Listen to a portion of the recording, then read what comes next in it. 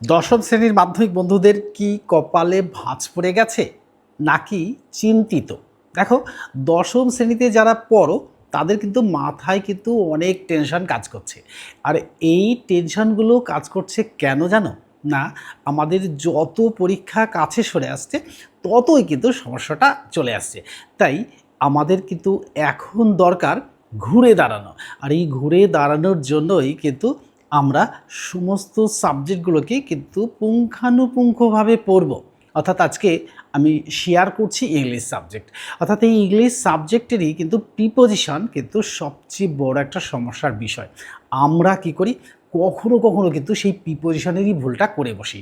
আর এই প্রিপোজিশনের ভুলটা যে করে বসি সাধারণ কয়েকটা মিস্টেকের ওপরে নির্ভর করে। তো এই মিস্টেকগুলো যদি না হয়, অর্থাৎ আজকে আমি 10টার গ্রামাটিক্যাল মিস্টেক কার ওপরে না প্রিপোজিশনের ওপরে যেটা হয় সেটাই কিন্তু শেয়ার করব বড় ভিডিওতে। আর অলরেডি সেটা শেয়ার করা হয়েও গেছে। তাই তোমরা কিন্তু বড় ভিডিওটা ভালো করে দেখবে।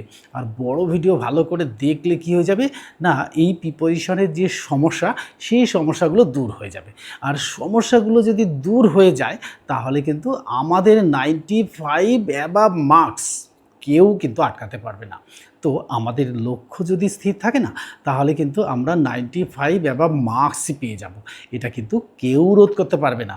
তাই ইংলিশ আর বাংলা এই দুটোতেই কিন্তু কি হয় না, গ্রামাটিক্যাল পার্ট থাকে।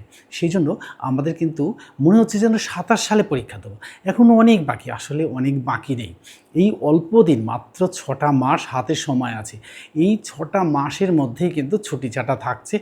এর উপরে নির্ভর করেই কিন্তু আমাদের চলতে হবে। তো 6টা মাস একদম কারেন্ট সময়, এই সময়টার মধ্যেই কিন্তু আমাদের সিলেবাসটাকে সঠিকভাবে পড়ে নিতে হবে। সেই জন্য কিন্তু আজকে যে মিস্টেকগুলো প্রিপোজিশনে হয় সেই মিস্টেকগুলোই কিন্তু আমি বড় ভিডিওর মধ্যে দিয়ে দেখাচ্ছি। আর দেখানোর সাথে সাথেই ওখানে কিন্তু আনসারটাও হয়ে যাচ্ছে। তাই কোনো সমস্যাই থাকছে না। তাই আমরা ভালো মার্কস যদি অ্যাচিভ করতেই চাই তাহলে কিন্তু গ্রামার পার্টটা ভালো করেই পড়তে হবে। আর ভালো করে পড়লেই কিন্তু সাকসেস আসবে। তো তোমরা যারা ভাবছো যে আমরা 65 মার্কসেই যথেষ্ট, তারা যদি একটু এই 6টা মাস যদি একটু গুরুত্ব দিয়ে পড়ো তাহলে কি হয়ে যাবে, তাহলে কিন্তু তোমরা 85 অর্থাৎ 80 থেকে 85 মার্কস অ্যাচিভ হয়েই যাবে। আর যারা নাকি 85 মার্কস অ্যাচিভ করতে চাইছো তাদের কিন্তু নাম্বারটা 95 অ্যাবাভ মার্কস অ্যাচিভ হয়ে যাবে। তাহলে আমরা কেন সেই সুযোগটা সদ্ব্যবহার করব না? আর সেই সুযোগের সদ্ব্যবহার করার জন্যই তো এই প্রচেষ্টা। আর এই প্রচেষ্টাকে চালিয়ে যাওয়ার জন্যই কিন্তু আমাদের করতে হবে কি, বড় ভিডিওতে গিয়ে প্রিপোজিশনের সমস্যা